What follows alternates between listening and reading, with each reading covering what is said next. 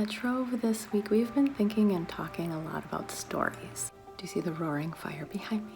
So much art is full of stories. Here's a quick story. A long time ago, I was studying art for the second time in college at the University of Wisconsin-Milwaukee. Was there for about 2 years, and then I decided to go out to LA. I came back about 2 years later and decided to finish my art degree, my painting and drawing degree. I don't know if you've ever gone back to school or something after you've grown up a little bit. I was much more focused the second time around and found watercolor and wash painting, and I loved it so much. I just fell in love with capturing the figure in that way.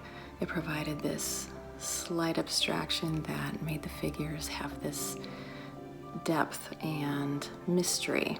All of the paintings that I did at that time had a figure, some collage work on them. They all seemed to nod towards some kind of a story.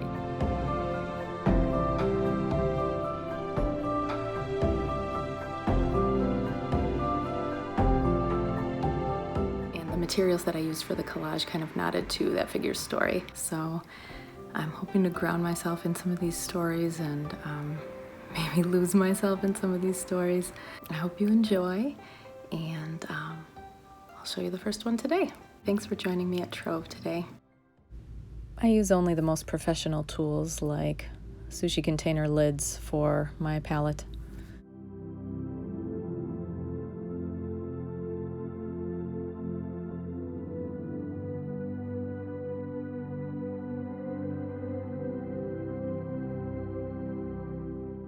We were talking about stories. I'll tell you a story about this painting.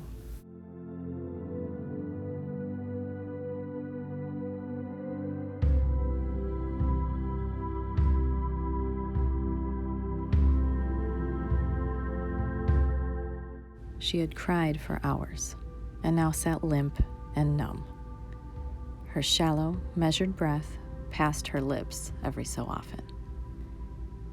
In, out. Before another inhale, an excruciating pain tore through her shoulder blade. A shocked yelp barely escaped her lips as she lost her breath and reached back to feel for what had fallen and stabbed her. Her fingers fumbled under her collar and across her skin to a sharp point. Now more alarmed, she stumbled towards a mirror. Each wave of pain caused sweat to pour down her face and neck, wetting her shirt. She braced against a doorway and peeled her shirt off, twisting to peer at her back. She gasped. A matted and bloodied feather now jutted out of a break in her skin near the center of her back. She dropped to the floor, and all went black.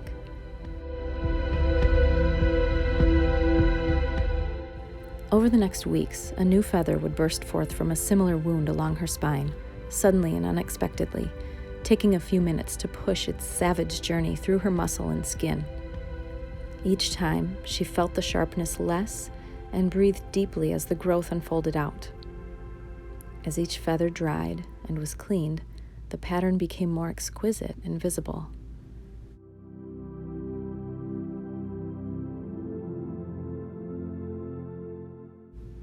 Once the wing had fully formed, she was able to pump it up and down at will. She waited eagerly for the tearing to begin on the other side.